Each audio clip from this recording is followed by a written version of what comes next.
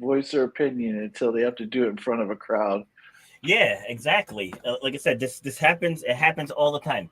And so I had posted, like I said to you, I've been doing reaction videos, and so I posted one about it was from paternity court, and this guy got awarded $2,500 in child support. And so at first, when the judge read the ruling, the woman was cheering, like, "Ha ha, you got to pay," and the judge was like, "No, you got to pay." So my so my reaction was just, no, it's nice to see the men get a dub for once, right? And so this guy comments. This is on YouTube. He's like, "W for once." He said, "Boy, we've been getting dubs for the last 2,000 years." And so I just said, "Which dubs are you referring to?" And he said, "Where's that response? Did he delete it? He must have He deleted probably. I asked him to come on and debate, but like he brought up like assaults and stuff of that nature, and I said you want to come on my podcast tonight at 7 and debate that. He said, I mean, is there really anything to debate? And I said, yes or no. If it's such an easy case for you, let's go. And then he said, no, dude, that's like trying to debate with a flat earther. Like, what Oh my God. You comment? know what? Here's the thing. What's this guy's name besides Simp? Simp what? It's at PCN545. He's got no videos and only two followers. All right, Mr. PCN. See, you speak from a place of ignorance because you have no idea what you're talking about. To say assaults is a win for men or something, as do you not? I mean, this is the challenge I have when people who know nothing about psychology and what happens to people and how they get to be the way they are. You don't grow up being an abuser. You don't grow up assaulting people unless something terrible has happened to you in your childhood. So what this guy calls a win because some guy grows up and assaults his girlfriend or his wife doesn't realize that he was assaulted and beaten and probably much worse, to be honest with you, in most cases, as a child. And all he's doing is carrying this anger in him his whole life. And he's got to deal with this his whole life. And Mm-hmm. so to call that a win is just complete ignorance on this guy's part. So that, but that's honestly that's where most people come from. They come from a place of ignorance. They don't know anything beyond what the garbage that they hear, and they just regurgitate it. Mm-hmm. And the other side to that is people are afraid to be wrong. They're afraid to be challenged. It's like Right, I didn't even list any of what I would say in response to what he right. said. He's just afraid to come on and share his opinion, especially with two of us here.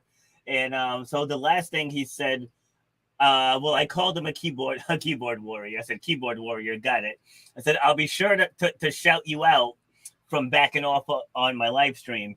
And then he said, nah, I debated if it was worth my time, but that's just a topic that has been covered by so many studies already that there's not a point in debating it. Like that's such a cop out. It is a cop out because again, calling assault a win for men when there's not a man alive who has any sense of decency who would call that a win for us. Just because men do that, don't think that women don't because they do. Yep. And when women do it, they get away with it a big part of the time. Men never get away with it. Men can just be charged with saying, I know this were 100% as a fact.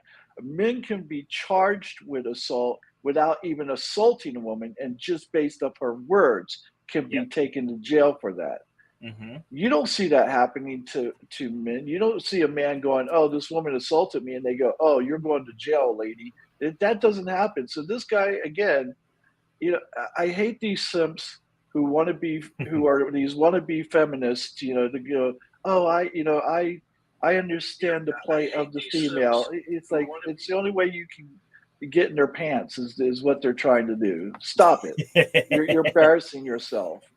See, and to say undermining or understanding the plight of the female. I mean, they definitely have some struggles that we don't have, but vice versa, because we Right. also have some struggles that they don't have, and that's what gets brushed under the rug. Like I was talking with my mom and my daughter earlier, saying it's like it's a different topic, but same principle. Just like a woman can have all of these standards for a man.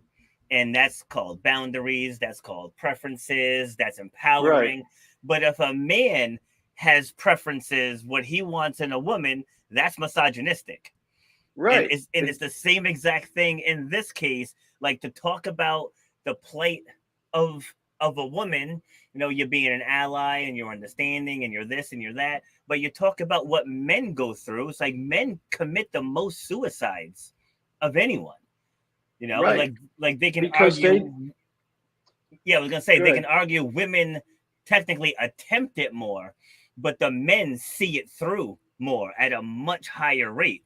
Like how many men died in World War I, World War II, Civil War, American Revolution, before women were finally allowed to get on those battles. How many men died in the sinking of the Titanic to save the women and the children? It's like there are a Right. lot of sacrifices, like big sacrifices that men make And that while just get swept. there might be one or two women out there who would be willing to do that as well, but the overwhelming majority of those women will jump their asses on those life rafts in a heartbeat and won't even think twice about letting a man give up the seat for them, not even See, twice. And I that's the watched. thing, like that. It's like this. Taylor Swift has a song out called "If I Were the Man, I'd Be the Man." I go, if you were the man, you'd be bitching because see, you only want the good parts of the being a man. You don't see the bad Mm-hmm. parts. You don't want to see the bad parts, and you don't want to deal with the bad parts. All you want to do is deal with the good parts. Sorry, it doesn't. That's not how it works. Was it Bill Burr who did a stand up Yes. on that, where he's like, equal pay, I'll take a side of that. A dangerous job, no thank you. You can keep that Yeah. one. Exactly. I think he called it selective feminism. you know, you know, and it's one of those things that people are afraid to talk about. Whereas obviously you and I are not afraid to talk about these things. And like people ask me, like, how can you talk about those things and you have a podcast about motivational stuff? I was like, my podcast about motivational stuff is still about motivational stuff. It's like that doesn't mean that I can't talk about the other stuff. It's like I don't hide behind what I have to say. Like the things that I say aren't politically driven. There's no other deeper reason why I say the things that I say other than this is what I think. And I think so many people are so attached to groups and group think, and that like if you say this, oh, you're sounding like this group, or you're sounding like that. No, I'm sounding like me. This is my opinion. When I see things, this is my reaction to what I see and to what I hear. And so many people are so afraid to do that. Like the guy, the guy that I opened this up with. You're talking all this trash on YouTube. I invite you to a live public forum. Okay, cool. Like if this is such an easy case for you, come on live and squash me. But he doesn't really believe what he's saying. Because if he did, he would have taken me up on it. Right. He was scared. So, Mm-hmm. what they say, if you're scared, say you're scared. That's all. Just admit Exactly. it. And the thing is, Exactly. it's like, there's nothing to me that's more motivational than knowing that the person who's talking to me is being honest with me and not just saying the things I want to hear. Because if you're telling me what I want to hear about other topics, then what makes me think that you're being any different and not just tell me what I want to hear when it comes to physical fitness or anything else? Mm-hmm. I want you to be honest about your feelings and your opinions. I may not always agree with you, and I may change my mind and come to agree with you on some points, but I want to know that whatever is coming out of your mouth is the truth. Anything other than that would be less than motivational to me. Agreed. So the whole thing happened with affirmative action getting overturned, and Yeah, I don't know where I stand on that still. I'm still, I kind of I get both sides, and so I'm not quite sure where I haven't completed my thoughts on that yet. Oh wait, hold on. The one I called out is here. He's like, "Who you gonna shout out?" I'm the only one here. He's like, "This is streaming on multiple platforms, there, bud." So any which way, the point is, I gave you the opportunity. You want to come out and you want to actually voice your opinion. Here's your chance. I'll drop you the link, and you can come on here and share your views. If it's such an open and shut case, this should be an easy W for you, right? Because you're all about throwing out dubs, so this should be an easy one. Here you And go. Let me know. Do you want the link? Yes or no? there's And, nothing to fear because we're civilized here. We won't yes. resort to name calling. We'll debate the facts, and we'll debate our positions, and we'll let it lie. You don't have to change your opinion, but you're welcome to state it. See, and again, he's going to continue hiding behind the keyboard. He said, I ain't going to debate you, but a subject that has clear evidence pointing to me You're being right. If you had been here earlier, Mr. PCN, I would have shown you how you are not right. You are absolutely incorrect because you only know this topic from a surface level. And if you got down into the psychology of it, you would see that there's no win for men or women in this topic. Mm-hmm. Exactly. Well, any which way, we'll leave him be. So getting back to affirmative action. So what were you saying on that? Because I jumped off when he came on. Oh, with affirmative action, I haven't, I can see both sides of this right now, and I don't know where my final thoughts are going to lie. I haven't thought it all the way through because you know me. I like to hear both sides, think it all the way through before I make a decision, and I haven't come down on a decision of one side or the other yet. All right. Well, I was never for it. I was never for it. Like my thing is like if you want equality, then everything's got to be equal. Like you can't prioritize one group over another simply for the way they look. And I've always had that opinion, even when I was younger. Like my dad used to coach basketball, and I told my dad like I don't want to make the team just because you're my dad. Like I want to make the team. It's like I want to get out there and I want to do all the suicides. I want to practice my free throws. Like I want to make the team because like that was the one thing I didn't want was everyone saying, "Oh, he only made the team because he's the coach's son." It's like so Right. so, so like I've always had that stance. Like Joy Reid put out a video the other day talking about she only got into Harvard because of affirmative action. It's like that's how you know someone is paid to say these things because like I mean granted, she says some stupid stuff on MSN and NBC, but again, she's paid to say those things. But she got good grades. She scored high on the SATs. It's like she had all the qualifications to get into Harvard. All of the Okay. qualifications. So to just but just for her to say the only reason she got in was affirmative action, that's where I call BS. Okay, so here's the thing. I agree with you on everything you said, except that you must take into consideration, as you said, it has to be an equal playing field and equal opportunities. And back when affirmative action was enacted, it wasn't equal. There weren't equal opportunities. You did have an overwhelming um, in every industry in every school where white people were the dominant force behind all the decisions that were made, and if they did left unchecked would often because of prejudices or whatever would pick white kids over black kids. But not only that, but black kids didn't have the same opportunities. They didn't have the same schools. They didn't have the same education. They didn't have the same teachers. They weren't provided with the same tools as far as books and things of that nature. And so they were behind the eight ball the whole time. It's very difficult. Now, I can't say that's the case today. I think we've come a long way in the past 50, 60 years. But again, I don't know if we're there yet where we can say, yes, it's time to get rid of it. I don't think, I will say this. I don't think Asian people should be penalized because they work their ass off and get the grades that they need to get in order to get into the school. And because there's too many Asians in the school, they're not allowed in. I don't agree with that whatsoever. I was actually watching a video on that just before we came on with this Asian woman was talking about that, because like in the different cultures, especially in the Asian cultures, it's different than here. You know, where here it's like you know you're kind of coddled until you're like 30. Right. You know, where like, and I've had people on my other show on Shut Up and Grind who like their parents told them doctor, lawyer, engineer. Those are your options. You know, and they're engineered that way from grade school. Ooh, I gotta write that down because I gotta bring this up later because it was something else I saw that was relevant to what we discussed a couple weeks ago. But yeah, but it's doctor, lawyer, engineer. It's like the biggest problem within the Black community, and I've said this to you on many times, is the low expectations. That's the biggest issue. Like that's my biggest thing with this. Is saying, well, Black people need this, or Black people need that, or Black people don't have access to this and don't have access to that.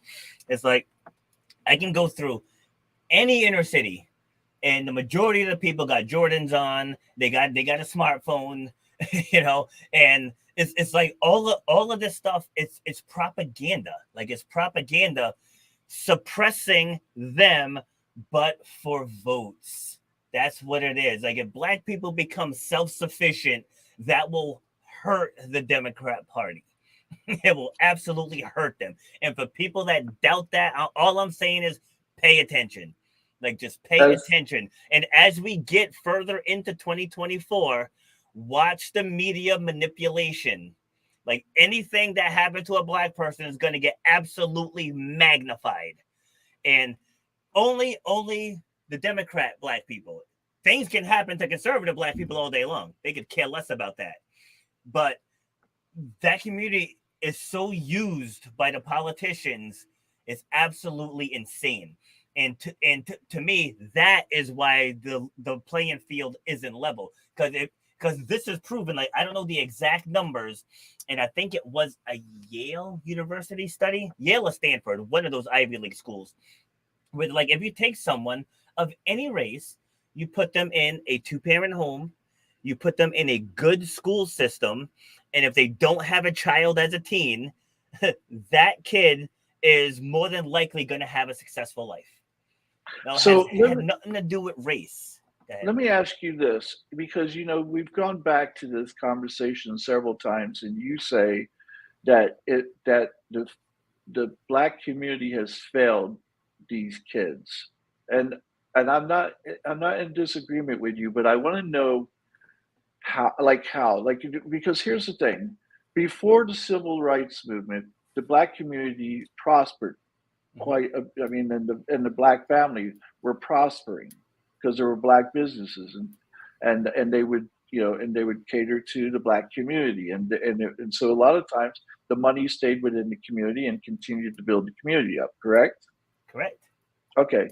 So what happened after the civil rights movement, where did it seem like to the Black community, let's take advantage of the system? Was there an easy way, instead of working, your 9 to 5 job, instead of starting your own business? Was it in the Black community where they said, "Oh, look at this easy way we can make money, and we don't have to work these jobs," when it was just a trap? Do you think that happened? Well, I believe that the government is not in control. Like I've said this probably at least once every single show. The government is not in control. The billionaire ruling class is in control. So what they saw, because during that time period that you were mentioning, the Black community was the fastest growing in the country, and I really think that 1965 Civil Rights Act, it went in under the guise of equality, but that was to slow things down because now you incentivize Black women to not get married, to have kids out of wedlock, and get on government assistance. Because the way to destroy any civilization is to destroy the family. And Okay, so let me go stop ahead. you there just for a second, okay? And so what happened to the men in this community? So you're saying, okay, they were incentivized not to be married and stuff because if you have a child out of wedlock, you got food stamps, you got WIC, you got all kinds of these programs that would help them. And Mhm. so do you think they took that easy way, like that proverbial carrot that was stuck in their face, and they go, "Oh, let's take that," and not knowing that this was their going to be their downfall? Because anytime that you're giving something and you don't have to work for it, it makes you lazy and it makes you not care. It makes you not care about what it is you have. So, do you think that happened? And what happened to the men? Did they fall for that? Is that what happened to the community? Well, it empowered the women to become the decision makers, because the women were the ones that got the assistance. So it took the traditional men leading the household, it took that away. And Okay, then so go ahead. so what happened to the men? So all right, let's just say that's true and that happened. So what happened to black men? Why did they resort to, where they were prospering in jobs, they were prospering in their own businesses? Where did that go to selling drugs, where the opportunities were no longer there for them? I mean, even if you separate the woman and the man and say, okay, women have the power now; they don't need men. That still wouldn't stop men from being productive and doing what they need to do to have the life they want. Well, going back to what I said earlier, that in that time period, the black community was the fastest growing population in the country. And now also remember what I said a couple shows ago, when I was a kid, blacks were 12% of the population. Now you're talking 35 plus years ago. You fast forward 35 plus years, we're only 13% of the population. Right, So but what so wait, happened? hold on, Like, hold on, hold on. I got you. I yeah, got you. Right. okay, So this was a systematic process to slow down that growth. Right. This is the only real part of like systemic racism that I believe in, is that this was a systematic dismantling of the black family. And so it started with getting the women dependent on the government, and then drugs were introduced into the community. And where did the drugs come from? Because blacks didn't make it, right? So drugs were coming in from across the border. The government was involved in it because it's big money, and it was dropped in the community.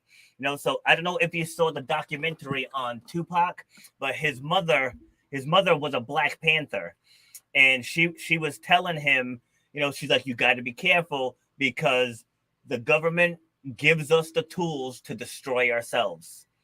Just think, black people are calling themselves the N-word now.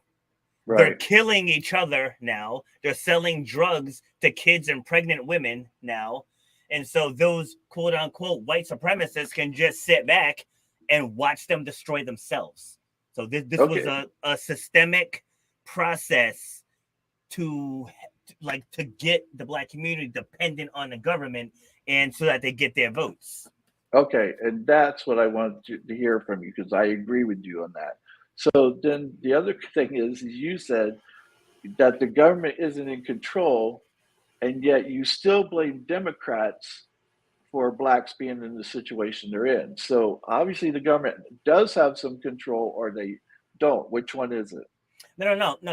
I mean, obviously, it's kind of like having the president of a company and a vice president. Like the vice president has some juice, but ultimately Mm-hmm. the president calls the shots, or the CEO. However you want to say it.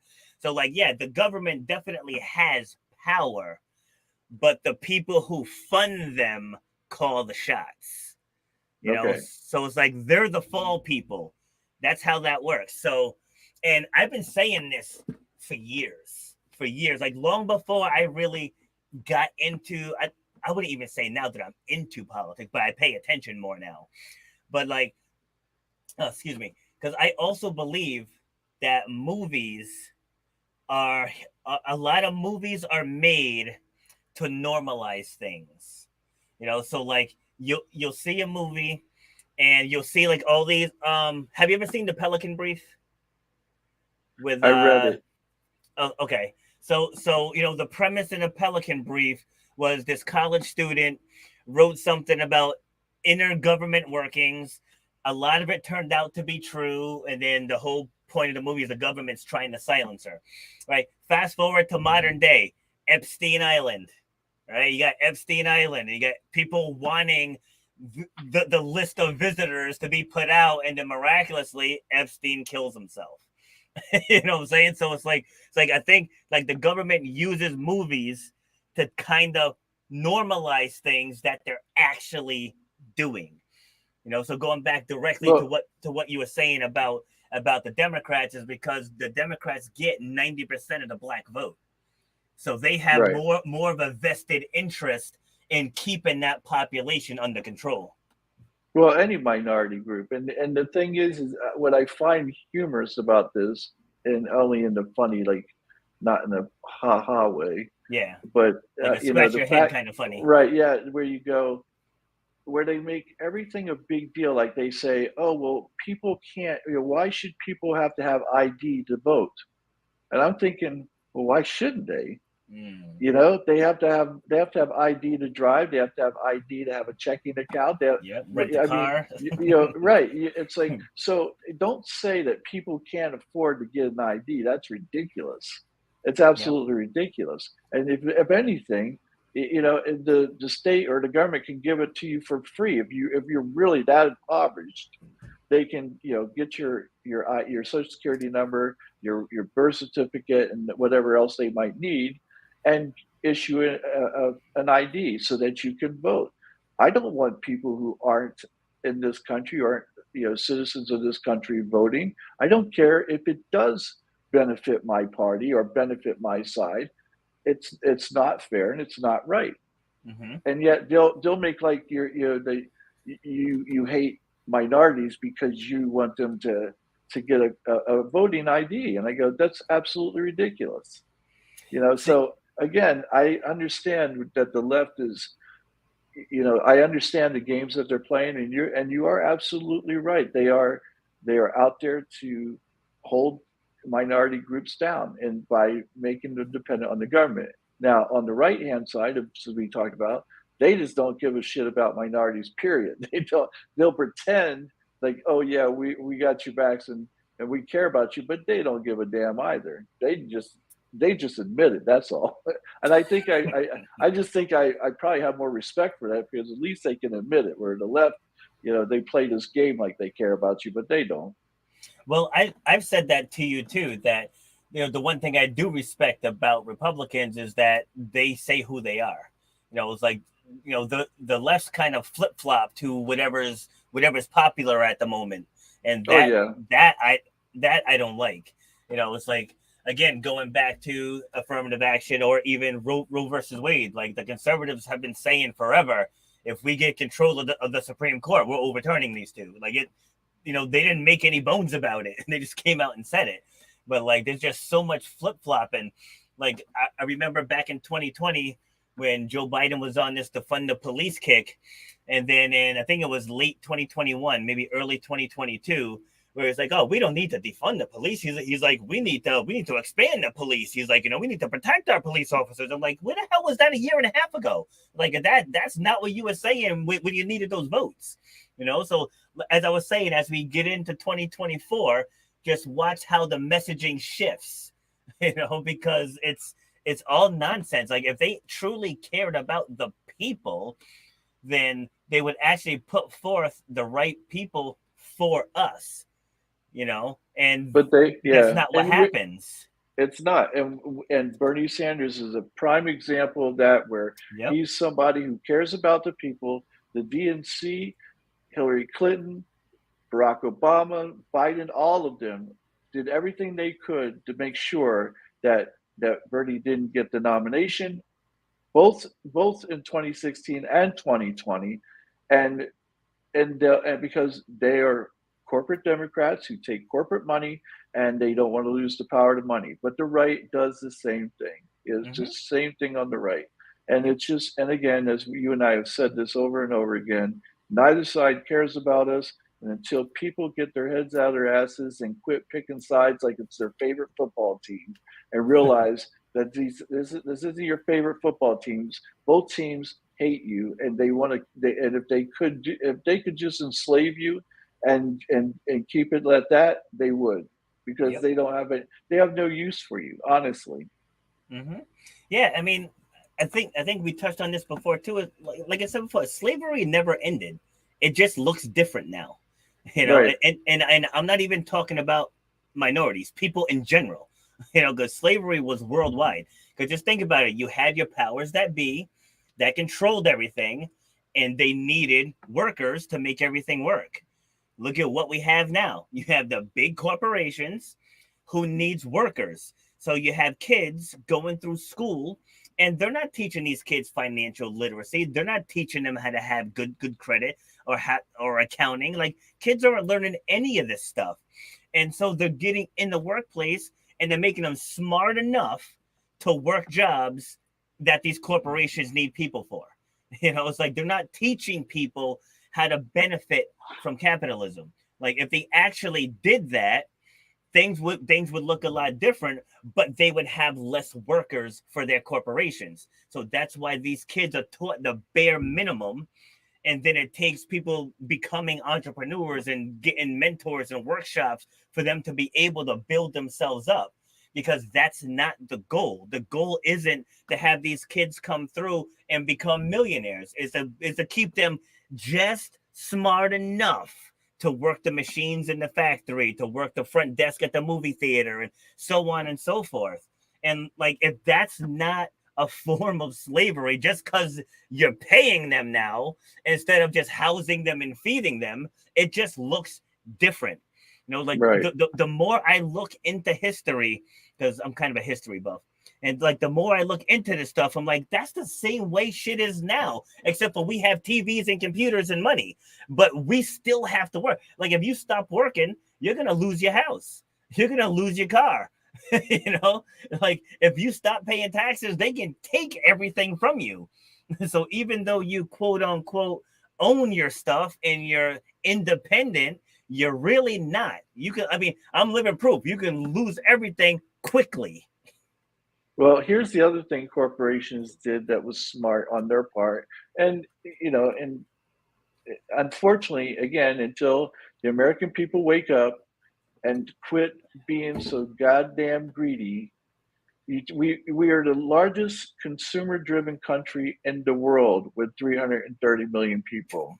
We Yep. have always been, because we are so fucking greedy. We want to have what we want to have. We don't want to keep up with the Joneses. We want to beat the Joneses. But You why know, though? we, But why though? because that's what we were taught. That through There it consumerism, is. Yep. that's what we're taught through consumerism, through advertisement, through TV shows, through movies. That's what's been indoctrinated into us to do. So we Yep. buy into that. If we could just sit back and go, you know what? I don't need all this garbage. I don't need all this crap. I can be very happy without all this stuff. We don't both, if it's you and your wife or you and your husband or whatever, we don't both need to work. One of us can Mm. stay home. I promise you, people, if you just wake up, if you only had one breadwinner in the family, I don't care which one breadwinner, and the other one stayed home, it would cut the workforce in half. These companies would be scrambling, trying to find people to work for them. And guess what would happen? All the benefits, all the perks, all the pensions, all those things that went away would come back overnight, because they would need it in order to not go out of business. But because they've got us to where we're all thinking about ourselves, so we don't think about each other, we stay greedy. We'll stay working our asses off for pennies because we're too stupid to know that we're being used. So you get what I keep saying this. If you don't like where you're at in life, it's your fault. You're there because of you, because of your behaviors, because of your actions, and because of the way you think only of yourself. We have the politicians that we deserve because we're okay with them being thieves and liars, because we're thieves and liars. So if you want things to change, you be the change, as they always say. See, and that goes back to what we were saying about the black slash underserved communities. What you just said, that last sentence, where you are is because of you. Okay, so like if you decide to take everything from me and you leave me with just a car to live out of, 2 years later, if I'm still living in that car, it is no longer your fault. Maybe initially, okay, yes, this dude used me and blah, blah, blah, here I am. But if I stay there 2 years later, it's on me. And that's such an unpopular opinion because, you know, we got to be politically correct. But it's true. When people keep talking about some of the after effects of slavery, it's like, yeah, some of it is still present. You know, it's like, I'm not dumb. You can just drive. I think I told you when we went to Jacksonville for that race, where we stayed in Jacksonville was beautiful. Nice Airbnb, beautiful area, beautiful community, friendly people. We drove the 30 minutes across the city through one of the worst ghettos I'd seen. So stuff like that is a leftover byproduct. But then I go back to my parents, and they got us out of that community. It wasn't the government, it wasn't society, it wasn't anything else. Dad was like, we ain't staying here. Like, it's not happening. Like, he made that decision. You know, it's like I lived in Providence for a bit because I got a really good deal on the house. I mean, it wasn't the worst neighborhood, but there's definitely better. So like, a couple blocks up, there's drugs up there, and couple blocks over, there was like murders and all kinds of stuff. Like my next door neighbor got robbed at gunpoint, but I chose to stay there for 14 years because I let the circumstance become the prize. Saying like, where else am I going to get a house? I think I was paying $800 a month, I want to say, for a 4-bed, 2-bath house with a partially finished basement, detached, huge garage that I used to start my fitness business. So, but that's the thing, is you let your circumstance become the main prize. So finally, when I was like, we can't do this anymore, because just the crime was getting worse and worse. And I was like, we're here because I'm keeping us here. That's why we're here. So I went through, I printed out my bank statement, mine and my ex. Like we printed out our bank statements. We're like, what don't we need? So it's like, okay, we don't need Netflix. We don't need Amazon Prime. And we just went right down the list of all the things that we don't need. We freed up $850 per month. Yep. We freed up $850 and said, so let's take that and now let's go get ourselves out of this neighborhood. It's like, we did it. It was our choice. Had nothing to do with color, nothing to do with religion, sexual orientation. They didn't have anything to do with any of that stuff. We made the decision that we're not going to continue this. I agree. And I will say this.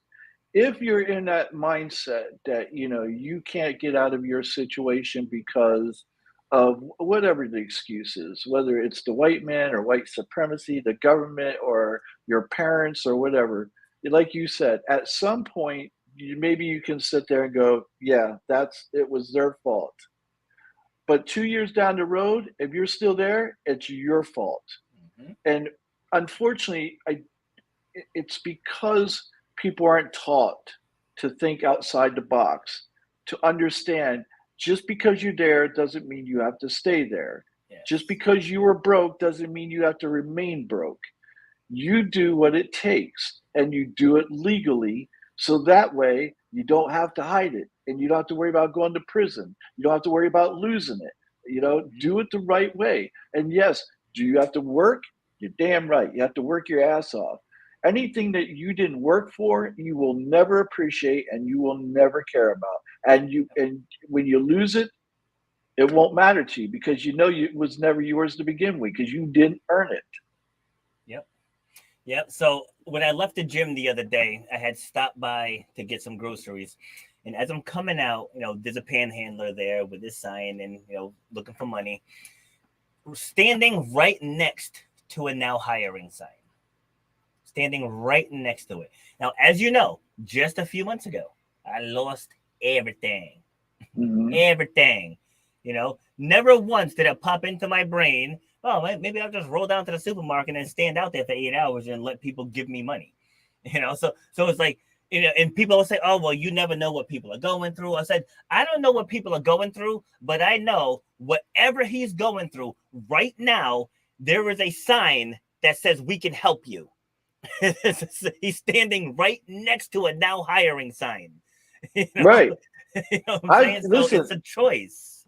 I've done that before. When I worked for a company back in the day, and there was this guy who said, "We'll work for money." I was like, "Are you serious? Will you work for money?" And he said, "Yeah." I go, "Listen, my company's hiring right now. You get in the truck. I'll take you down there. We'll get you signed up, and we'll get you working today." No, that's all right. Thanks. I was like, okay. So your sign's bullshit is all it is. Mm-hmm. It's just a way to get where people will give you money because they don't have a job to offer you. And so they're going, well, at least he'd take a job, but no, you won't. And again, that's not everybody. Yep. And it's unfortunate because there's so many. I remember being in Germany one time, and no, was it Germany? Yeah, I think it was Germany. And there was this guy and he was panhandling or whatever, and I felt bad for him. He gave me this sob story, gave him some money. About 2 hours later, I see him and a group of people with all this money on the table because they were all out collecting money together. Mm. Me and my buddies walked up and I went up right to that table and I grabbed my money back off that damn table. And they're like, "What are you doing?" I go, "Listen, you little fucking con artist." I go, "I'm not giving this to you so you guys can sit here and bank." I go, "I gave it to you because I felt sorry for you and your stupid story, and I'll Mm-hmm. do something." And I walked off with my money. It was just, but it's unfortunate that you can't trust people and take them at their word because I Exactly. know they're hurting people who really do need help. Yeah, because like I had gone to a food pantry. This is maybe about a year ago, and so I mean, because like with the food pantries, they have to give away the stuff, you know. So Right. it's like I would go on a Saturday, and I would always be one of the last ones there, you know, because like I don't want to take stuff from people who are like legitimately scraping pennies to eat. But at the same token, if they got to give stuff away, they got to give it away, right? So Right. so I go in, and I left with a good amount of stuff because also towards the end they kind of just give you stuff too, especially the perishables. So you typically make out pretty well when there's a lot of stuff left over. So anyway, so I leave there and I go to Lowe's, and then as I'm pulling in, I see this woman and her two kids just sitting out there. So like, if it was just a woman, I probably wouldn't have even paid attention. But I saw the two kids out there, and it was hot. Like it had to be in the 90s, I'd say. I know that's nothing for you Florida peeps, but up here that's hot, right? That's hot. So I go into Lowe's, and then as I'm leaving, I locked eyes with her, and I don't know. I when I looked at it, I just saw something because like sometimes the panhandlers, their eyes are just dead. They're just Right. standing. I don't know, but I saw something, so I ended up going home. And then I don't know, something just came over me. I got a box and I just got everything that I could food wise, filled up this box, went back and I left it for her, you know, and she was just like very, very thankful and grateful. But like I said, it was mainly the kids. I was like, because it's one thing for you to stand out there for a couple hours, but to bring your kids with you, it's like you gotta either you're a genius and you know that that's marketing genius, or like you really have to be in a bad spot to have your kids out there in the blazing sun. And they were a Muslim family too, so they were covered head to toe. You know, the three girls, they were covered head to toe. So I'm like, they have to be roasting out here. But I just felt the need. I was like I'm not giving you money, but like I gave her a big good sized box of food. Right. Well, see, that's the way it should be. Yet, this is one of the problems I have with conservatives and religious conservatives, for that matter. Practice what you preach. Practice that Bible that you swear that you read all the time and that you adhere to. Because if you're going to do that, then you would have compassion for people and you would be more willing to give. But they're not. They all they do is look down on them and talk about how they need to work their way up. Pull themselves up by their bootstraps and all that nonsense. And again, I'm not speaking about all of them because it's not all of them, but it is overwhelming majority of them. You can see it even in the politicians from people like, you know, Marco Rubio to Ted Cruz on down. You know, and Marco Rubio, you know, his parents came over here to flee Cuba, and yet he has zero compassion for other immigrants who are fleeing similar situations from other countries and doesn't want to let them in. What a hypocrite. I want to kick his ass right back into Cuba and make him stay there because that's where he belongs. I have no time for people like him who by the luck of the draw, he happened to be able to come into this country, and now he's going to fight to make sure everyone else stays out. How do you do that? You know, it's like Kamala Harris. How do you sit there and fight to keep people on death row when they have been found innocent through DNA that they're not the guilty party, and yet instead of doing the right thing, you want to keep them on death row? I have nothing for these people. See, my thing with immigration, if you try to go anywhere else, like you couldn't even waltz into Canada. Well, that's not true, because Canada and England and all these, you know, especially during the war over in Yemen and stuff, they've taken in tons of refugees, more than we have. That's different. That's different. That's different. I'm just saying, but there's a process. You know, it's like, and I don't think people should just be able to waltz in and get benefits like that. I'm not for, especially when there's poor people here who aren't getting benefits. There aren't any poor people in this country who shouldn't be getting benefits. If they're not, you can thank the right for that, because as you said, the left loves giving shit away because then you're dependent on the government. So you can thank the right. Look, I believe that there's a happy medium there somewhere where you give something away, but you don't give it all away. I believe in working for stuff. I believe that we should have free healthcare, if you want to call it free healthcare, but I believe you should be responsible for your health. If you're not willing to do what it takes to take care of your health, why should everyone else in this country have to pay to keep you healthy if you're not willing to do it? So I think that there should be a cost to us, because again, I'm not going to appreciate my health if everything is given to me and I don't have to do anything for it. You can see this in a daily occurrence with people who take high blood pressure medication, people who take insulin and things of that nature. It's like, instead of just eating right and exercising, they'd much rather take a pill or a shot because they're too damn lazy to do what's right. They want the easy way out.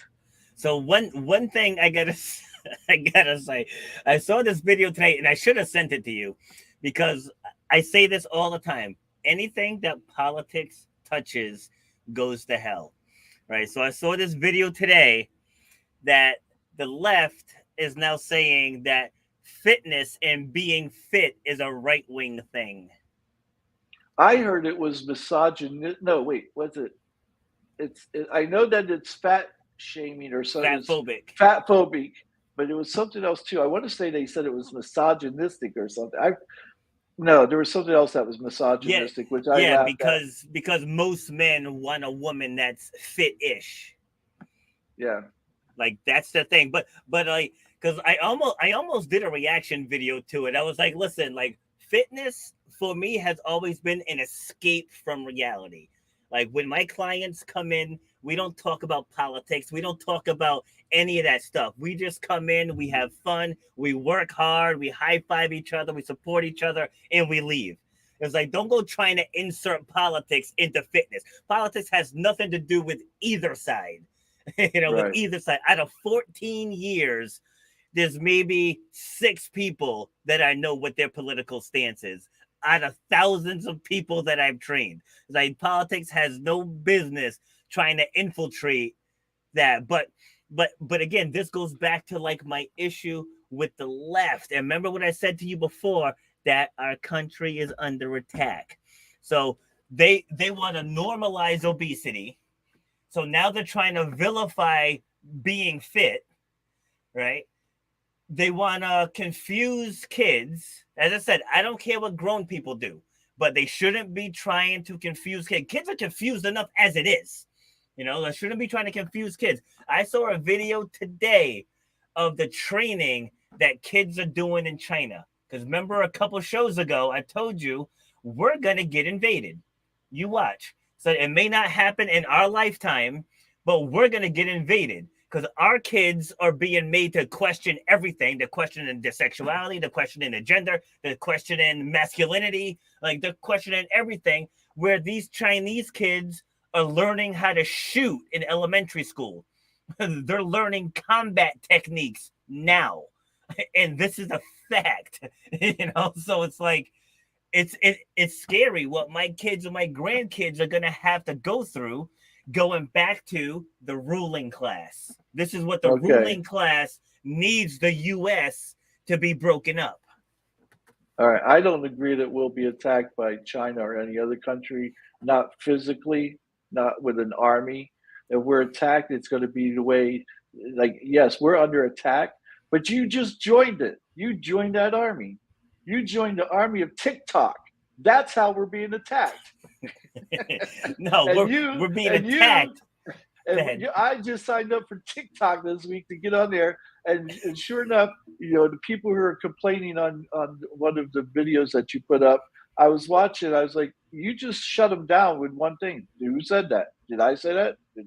Who said this? And they won't answer because we didn't say that. We weren't talking about that at all. But they heard what they wanted to hear, and this because you asked them a simple question, they shut them down immediately because they had no answer for you. Yes. But TikTok is the culprit.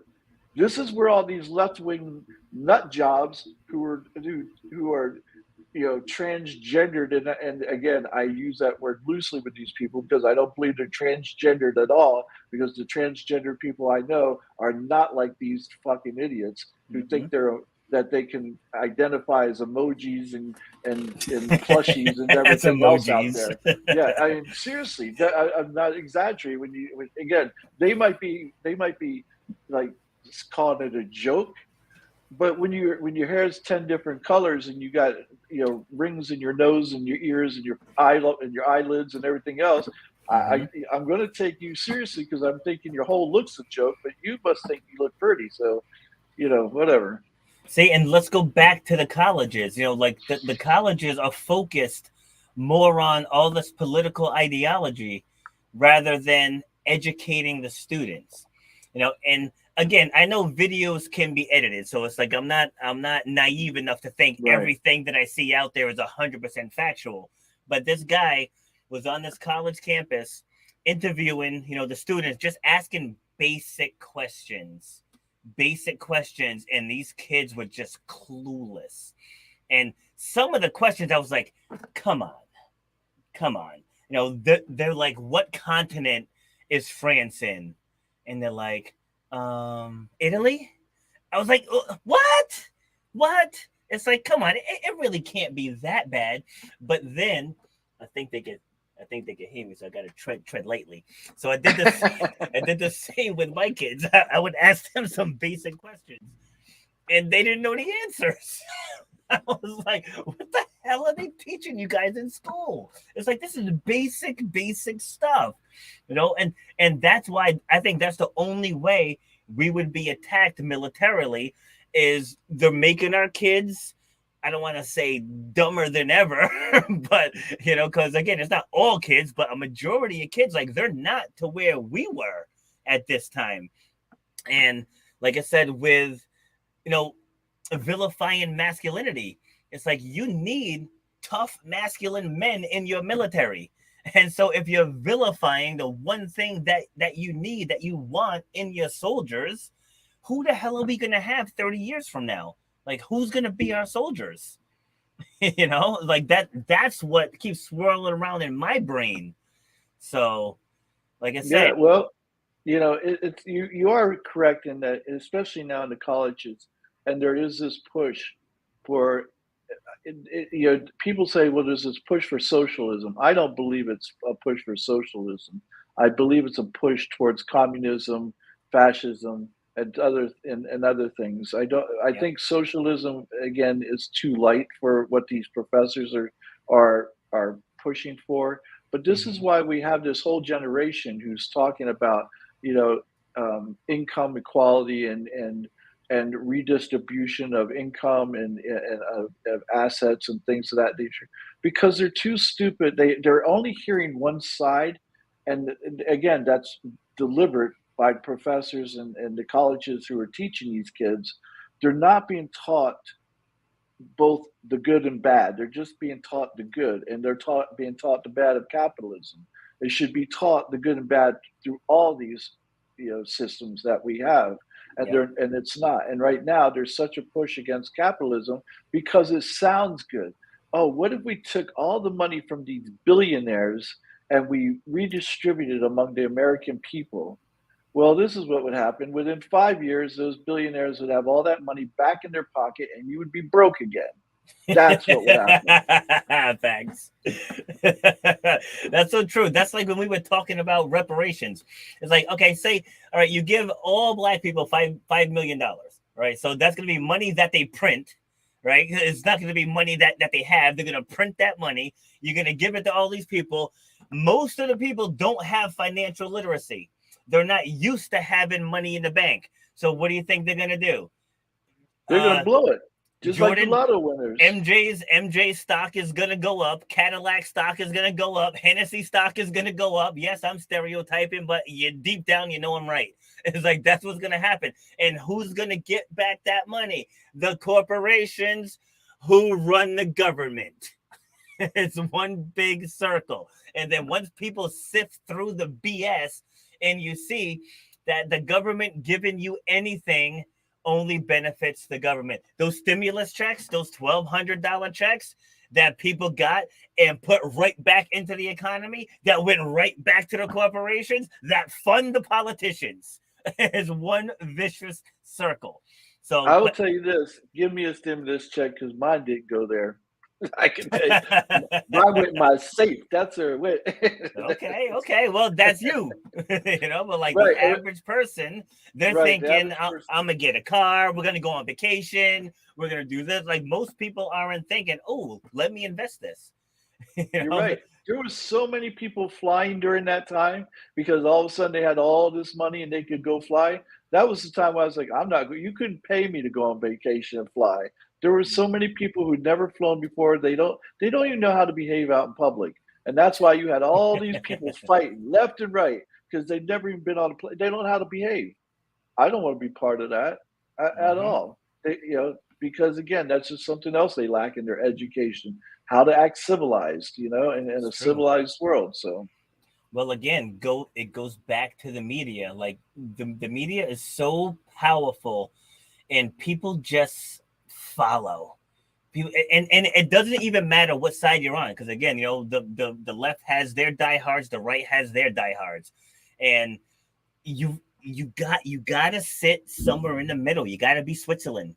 It's like listen to both sides, but you gotta be because like I've said to you before, neither side lies 100% of the time. Neither right, side does. Like there's a bit of truth, and then they spin it to fit their propaganda. It's like both sides does it. Like I remember, I don't remember Trump did something. This was like maybe 2 years ago, and my daughter and I we were watching it on Fox News. I said, just watch how they're covering this. We watched for about 10 minutes, and then we switched over to CNN. I said, now watch how they're covering it. It's the same damn story, but right. two completely different angles on the same story. And so after we watched them both, I was like, which one do you think is telling the truth? And again, and she was like, I don't know. See, I was like, and that's why they want you to stick to one. It's like you can tell the people that only watch right wing media. You can tell the ones that only watch left wing media. You can tell. Like there are people that still think Trump said to shoot yourself up with bleach. He never said that. It's like and when you watch all the different things out there and all the different clips, and then you finally find the full video, he never said those words. But there are people today 3 years later that still think he said that. And it's Right. like, come on. But it's because, look, it's we keep saying this. All the politicians on the left and the right are all corrupt, with the exception of maybe one or two. I'm going to give Bernie Sanders a pass because from what I've seen of him, and I don't think he's perfect, what I've seen of him, at least I know he's being honest and true. From what I can tell, that he means what he says and he sticks by it. It hasn't changed all these years. So I give him a pass. The rest of them, it's like Lindsey Graham was on To Meet the Press, I think it was, and George Stephanopoulos asked him about, do you think Trump, did anything corrupt? Do you think that he was guilty of doing this or that? And instead of Lindsey Graham answering the question, he answers it like this. Well, what I believe is that we live in a country where Hillary Clinton, shut the fuck up. No one asked you about Hillary Clinton. Answer the damn question. Yep. But then people on the left will do the same thing. Do you believe Hillary Clinton, those 30,000 emails that are text messages or whatever, do you think that she should have, been punished for that? Well, what I believe is that there's a country where Trump can get away with stealing from shut up. No one asked you about Trump, but they won't answer honestly because they know they're all corrupt and they don't want to admit it. It's all deflection. That's all it is. Yep. Again, that was one thing I liked about Trump is that he would go off script. It's like I would like that because as good of a speaker as Obama was, 80% of the time he was talking shit. It's like he was just being an ambassador to the people. He wasn't really saying what was on his mind. And it's like whether you liked what Trump said or not, that's not the issue. But the fact that he got up there, no cue cards, no earpiece in his ear, and he spoke, and I can respect that. He just spoke. Like I said, whether you like them or not. Because like when I get up there and I listen, like I can't even watch Biden speeches anymore. I can't do it. It's like I try to keep myself informed, but it's like A, that's not this guy speaking. B, I can't understand him. It's like, and C, he doesn't even know where he is. It's like he finishes his speech and he's walking in circles. And it's like, how is this okay? Like, how is his wife okay with this? You know what I mean? It's like you're supposed to love this man. And you got him out here looking a whole fool, shaking hands with people that aren't there. Right. And this isn't right-wing rhetoric. We've seen the video. Like the video is there of him walking in circles. We've seen Trump doing stupid shit too, and you know that. Like stupid to this shit. Level? Not to where like he's like has dementia or something, but he just did stupid shit. Like I've openly said that Trump definitely didn't do himself any favors. If he could have had Obama's appearance, if he had that, I think he would have won in a landslide. Here's the thing, Trump. I remember when Trump first ran, he's like, he wants me. The people out there, they want me to act presidential. I could act presidential. I could walk around and go, "Hello, how are you? I'm presidential." It's like, no, you can't. You couldn't be presidential for 1 second because that's not. You don't have that ability. You're not polished. You're full of shit. You're a petty little man, and you're egotist. And so you couldn't be presidential because all they would have to do, one person would just have to say something to set you off, and you'd lose your shit. Now, and like Biden does the same thing, but you can't. Right now, like there's this thing about Biden called somebody a bitch or something. I go, okay. 1 minute 1 minute you're trying to say this guy, doesn't know where he's at or what he's doing, and now all of a sudden you're threatened by him because he said "son of a bitch." Which is it?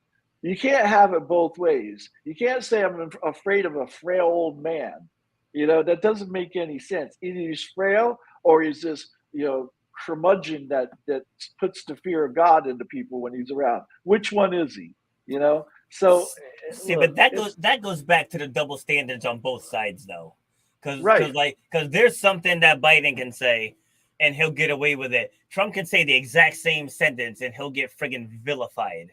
So it just depends, But again, that goes back to the whole system is rigged. It's like the whole system is designed to keep us fighting so we don't unite, and then we keep voting for either side to come save us. It's like that's the business model, right? Yep. That's what it is. When Republicans are in office, it's all about the Democrats want communism and they want this and they want that. And then when the Democrats are in office, it's like these guys are Nazis and they're racist and they're waving Confederate flags. You know, it's like they each have their talking points to stir up their base to keep their side in power. You know, it's like that's what it is. And I know we got to finish up soon. Going back to the border. See, I think the border is wide open because the Democrats are trying to hold on to power to implement their agenda that Trump messed up. Because as I said last time, Obama jump-started everything. Because, you know, we had the 8 years of Bush. And so then Obama jump-started his agenda. Hillary was supposed to win and continue it. But then Trump won, started undoing shit. And then they had to vilify him. Because I've never seen a president come under as much scrutiny as this dude. It's well, like you have to admit that, look, as you and I have said, they're all corrupt, but Trump is openly corrupt. And so he's easy to vilify because he doesn't try to hide his tracks. At least everybody else is, like McConnell and Pelosi and stuff, at least they're trying to hide the fact that they're corrupt. Trump just comes out and just does corrupt shit, and he can be under investigation, and while he's under investigation, he's doing something corrupt over here because he doesn't care because he's been getting away with it forever and ever. So that's why he's easy to vilify, because he doesn't try to hide it, which, you know, kudos to him. But even before that, because it started once he decided to run as a Republican. Because like look at I mean, there's countless photos of him with minorities and women back in his heyday. But it was once he ran as a Republican, he got labeled as racist, because nobody ever saw this man as racist. Okay, so here's the thing, and this is what I don't get, because as far as I know, this was a true statement that he made. He said that if he were ever to run for president, he'd run as a Republican because they were so easy to fool. I'd have to agree with him, because the fact that the evangelicals think this man ever opened the Bible ever in his life cracks me up. That brings me back to LeBron James, right? Do you remember? I don't know if you saw this video where LeBron's in the locker room. He's got a book open. It was the autobiography of Malcolm X. And the reporter was asking him questions about the book. And you could tell he was pulling shit from the sky. It's like that. Right. You could tell he never read a word in that book. He's sitting there with it on page 1. And then you see him 2 or 3 weeks later, and he's barely two pages beyond that. You know, and I only bring that up just say because all the public figures do it, even outside of politics. You can take the CEOs, the vice presidents, you know, they all do it because it's all about image. It's all about stature. It's not about facts, you know, and because like I said earlier, because every side has their sheep, and whatever you display, your sheep are going to pump you up. That's just how it is. Listen, all this is reminiscent of Sarah Palin when she was asked about magazines or something. Well, what magazines do you like? Oh, or do you read magazines or something? She goes, oh, yeah. Well, which ones do you like? Oh, I like them all. You know, anyone in particular? No, I just, you know, and when I remember when she said, no, I like them all. And she was pushed. Well, would you like to, you know, talk about at least one of them? No, I don't want to. Same thing when Trump said about, you know, the Bible. Well, is there a particular passage you like? Oh, I like them all. Is there one that you hold dear? No, they like, I like all of them, you know, but I don't want to talk about it because it's very personal. LeBron James. So what do you think about the book? It's very personal. I don't want to talk about it. It's very deep. It's insightful. It right.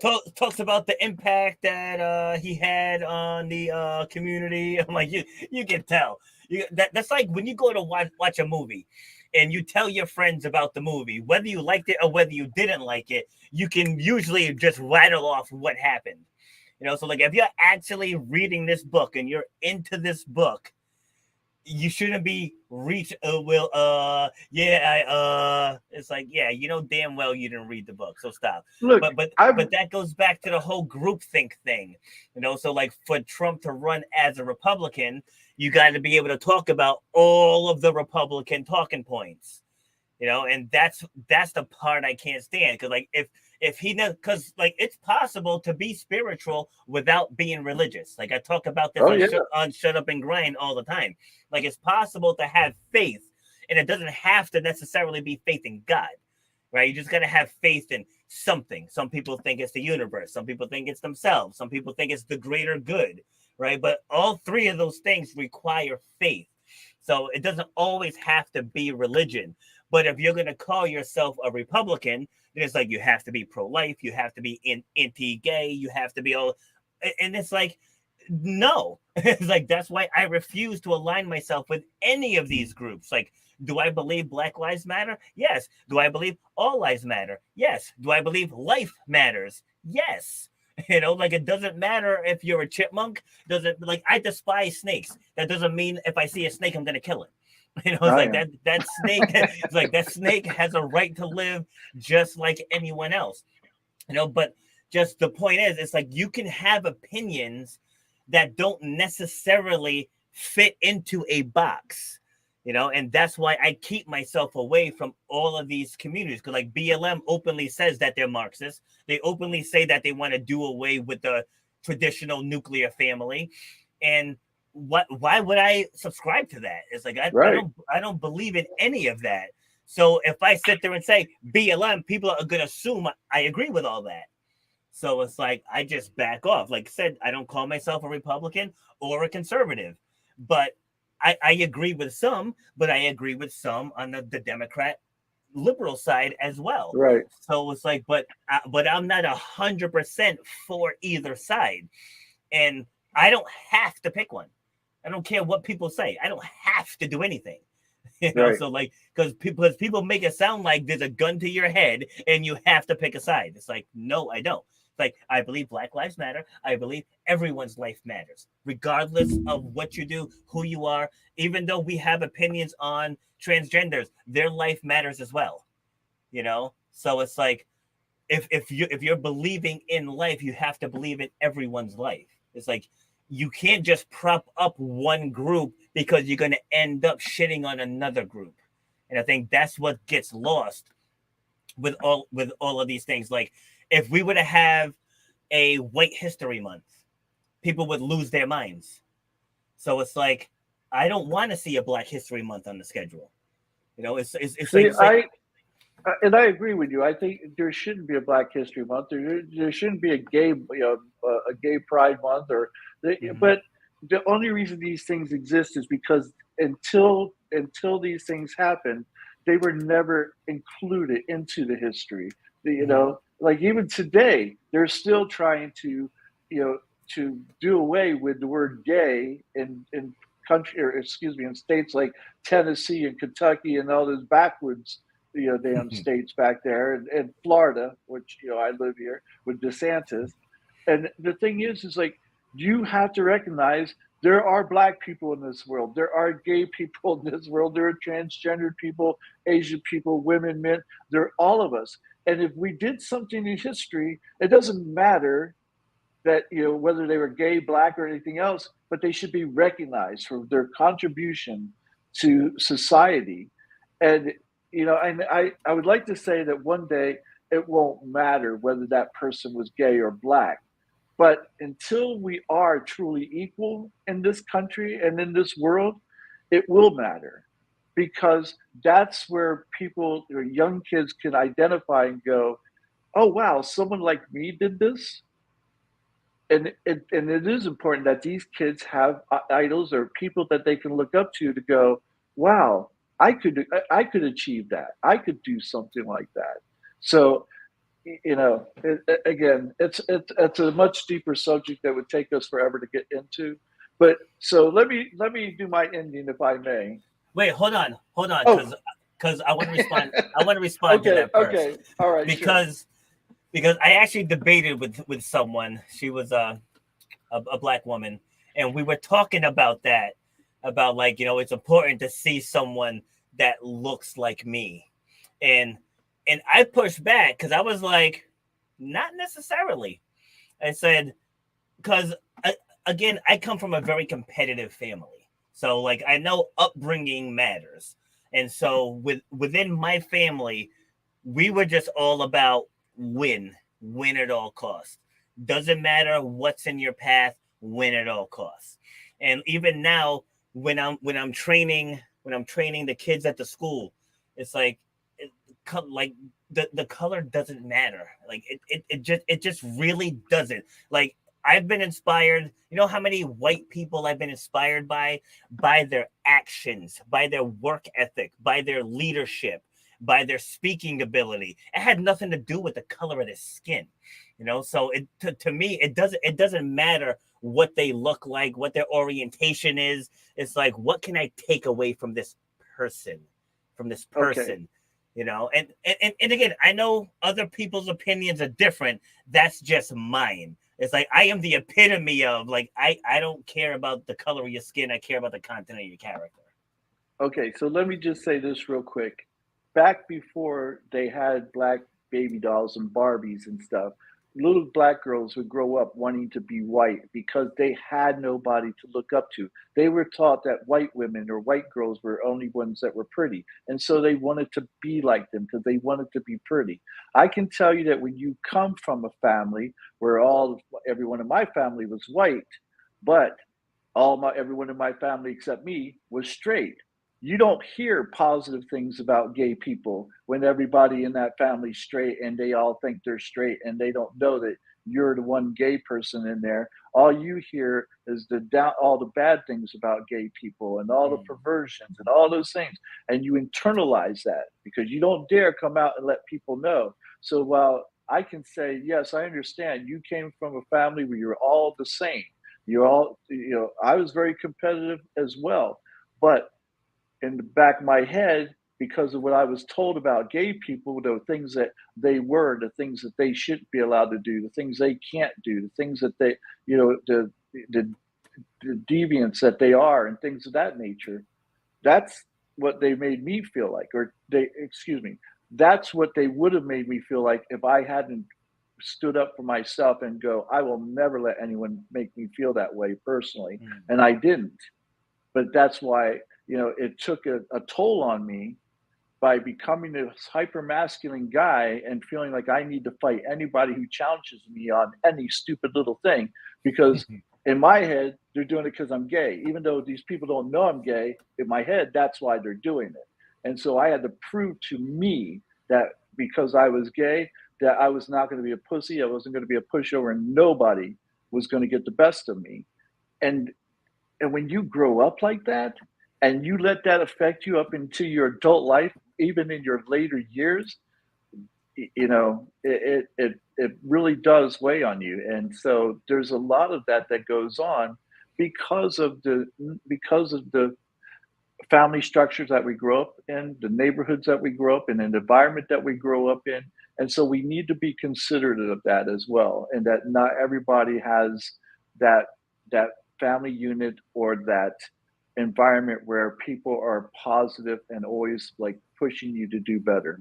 See, but that goes back to what you were saying too about you can hide it, whereas I can't.